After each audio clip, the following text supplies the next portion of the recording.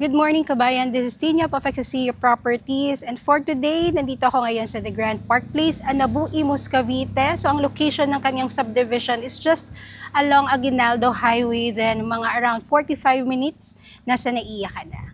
So, this is a single attached unit at samahan niyo ako for our open house tour today.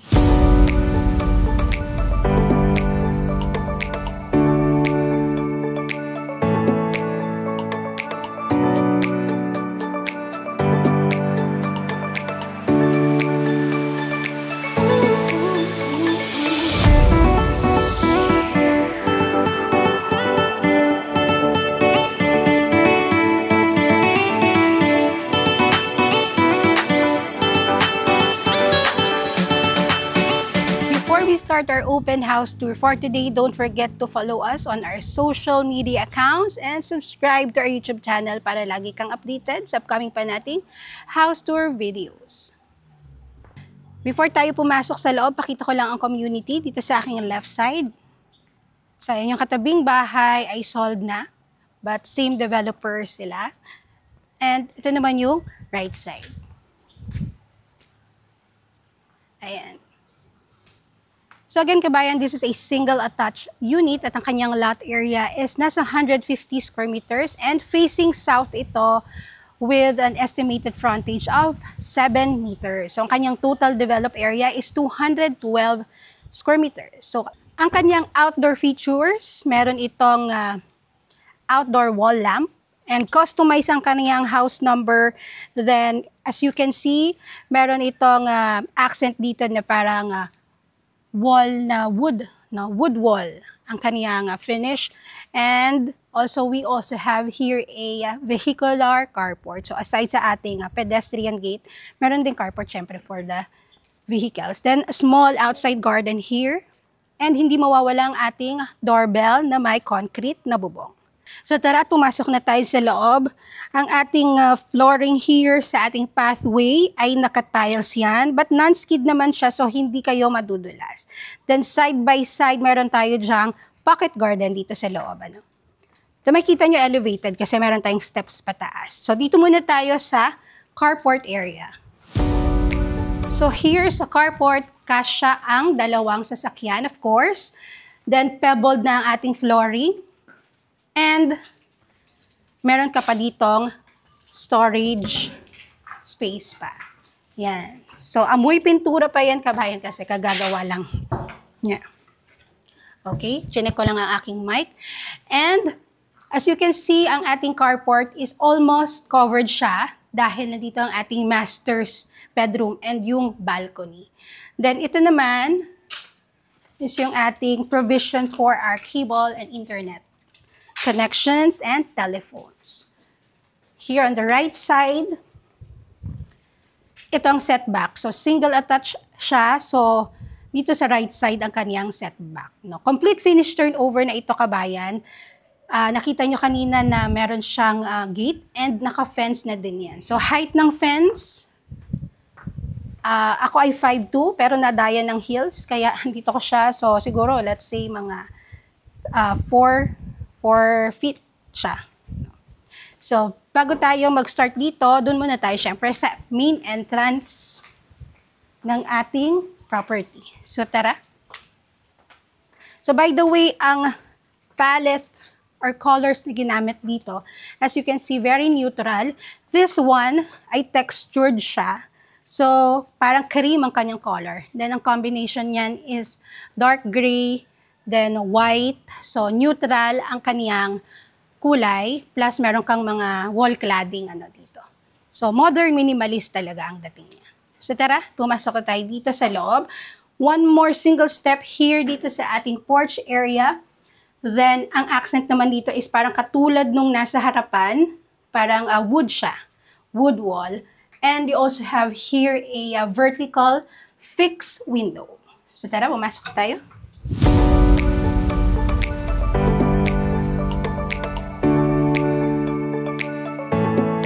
You have a solid wood door.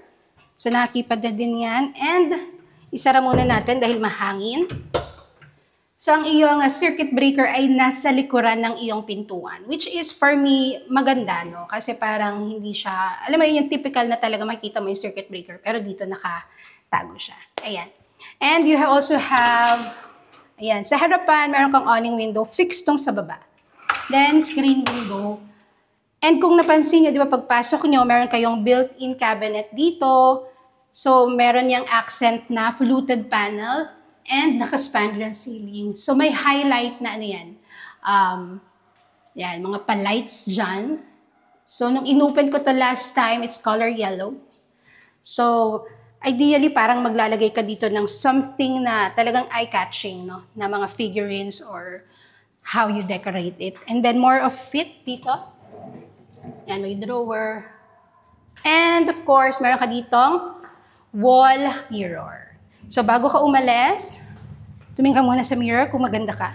Diba? Bongga. So, here naman ang ating living area. Ayan. So, as you can see, 60 by 60 tiles ang sukat ng ating tiles. And, meron tayong Jack and Jill na toilet and bath here. Pero mamaya na yan, dito muna tayo sa part na to. Here is your dining area. So, dito mo yan ilalagay ang iyong tables and chairs, ayan, and ito naman yung going to lanay. So, sliding door din siya, and meron din siyang screen door.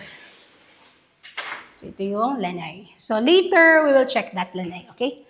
So, dito na tayo sa ating kitchen area. For our kitchen area, we have fitted cabinets here. Kitchen pantry dito sa side na to. Ito yung lalagyanin ng microwave oven. And then, granite tiles for our kitchen countertop. So, ang ating sink dito is a drop-in sink na quartz stone ang ginamit sa ating kitchen sink na double bowl. And, meron tayo dito ang sliding window. So, pag magluluto kayo, magpe-prepare kayo ng food, buksan nyo lang yan. Actually, ngayon, binuksan lang namin yung itong service door, binuksan lang. So, even hindi bukas ang aircon, kung hindi nyo ito ipapa-centralize, it's fine kasi maganda ang ventilation. And yung pasok ng natural air, natural light, okay na okay. And then, itong space naman na to, dito nyo ilalagay ang inyong gas range. Up there is the range hood. And ito naman ang iyong backsplash.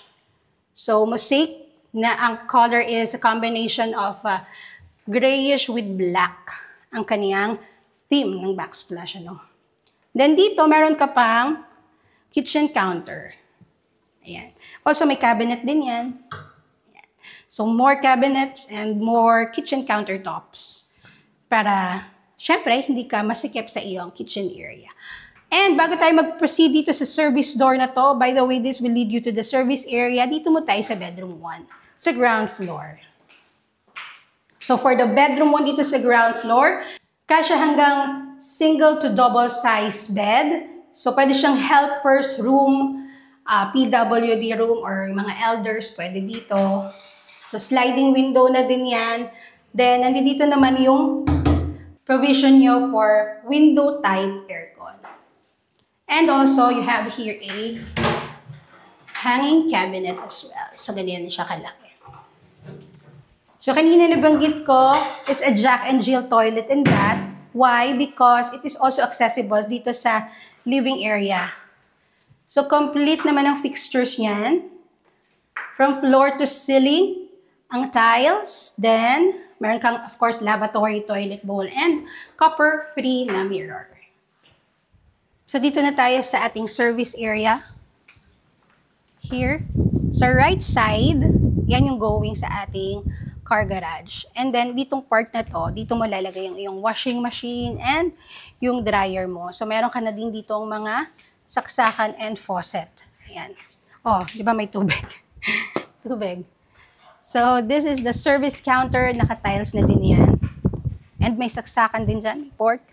And, included na ito ang 700 liters capacity na water tank. Now, if you want to install a booster pump para mas malakas yung tubig sa taas, although maganda naman ang tubig dito sa subdivision, you can install dahil may provision tayo dito sa service area for the booster pump. Now, this way is going sa ating lanay. So, ang lanay actually here naman sa subdivision, syempre para mas maging useful ang lanay, ang setback, ginagawa na nito itong lanay. So, pwede itong extended version ng iyong dining area. So, I think may nagtanong sa akin yan kung pwedeng gawing lanay ang setback.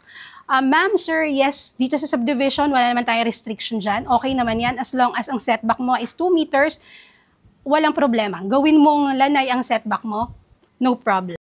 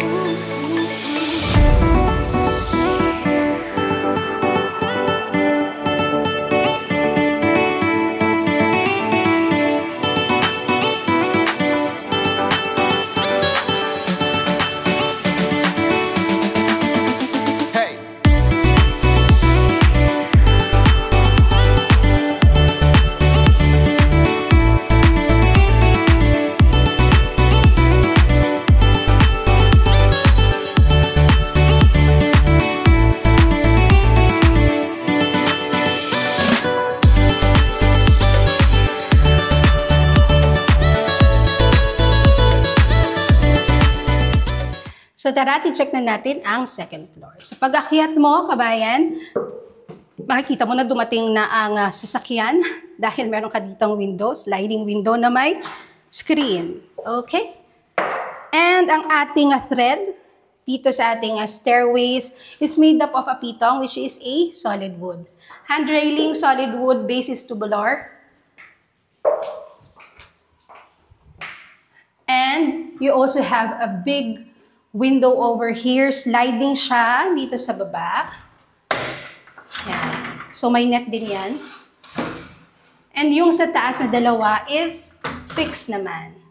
So, maganda ang pasok ng natural light and also yung ventilation. Maganda din.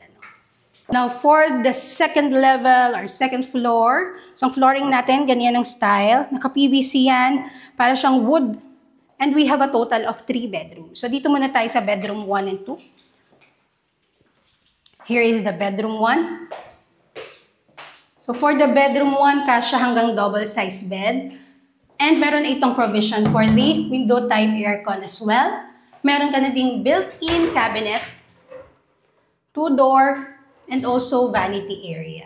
So even kasya ang kahit double size bed lang ang kasya sa kanya, even dito sa bedroom 2, up to double size bed lang din ang kasya. Or pwede nito sa garin kasi medyo mas malaki siya ng konti sa bedroom 1. Ang maganda dito, talagang bed mo na lang talaga siya kasi meron ka ng space for the built-in cabinet. So from floor to ceiling din yan. And vanity area as well. So hindi ka na mag-iisip na, ay, ano ba yung space ng cabinet ko, diba? Kasi naka-install na siya. And of course, meron itong sariling toilet and bath. Complete fixtures din yan from floor to ceiling ang tiles with shower enclosure as well. So we have a hallway para makarating sa ating master's bedroom. So this is the master's bedroom. Malaki ang master's bedroom, kasya, of course, up to king size bed. Then meron ka dito malaking sliding window. Then, ang iyong cove ceiling, naka-spandrel na yan. And moving on here, vanity area, then 4-door built-in cabinet. So, marami kang mailalagay sa iyong built-in cabinet. There. So, isara na muna natin. Meron itong sariling toilet and bath, of course. And suite with toilet and bath. Fixtures are included upon turnover. So, meron kang lavatory. Modern na rin yan. Copper-free mirror. Meron kang shower enclosure. And meron kang toilet bowl as well. And of course, syempre hindi mawawala ang ating bathtub. So, dito sa master's bedroom, multi-point ang heater. Hot and cold water. Here's the balcony na accessible sa master's bedroom. Ayan. Malaki ang ating balcony actually. So, ang facade mo dito ay parang naka-tiles na may textured siya. So, grayish siya. And meron ka din syempre naka-install na wall lamp there. So, more of the spaces here at your master's bedroom. Pwede ka ditong maglagay ng coffee table. Ayan. Diba? Also, the railings is glass na din. Then, this one is stainless steel. So, ayun na nga kabayan, kung nagustuhan mo ang property na ito, again, this is 150 square meter lot area and total developed area of 212 square meters. I-message nyo lang po ako, Tinya po of Exosia Properties. Ang details ko is nasa end of the video or ilalagay ko sa description box. So, kabayan, thank you for watching. See ya!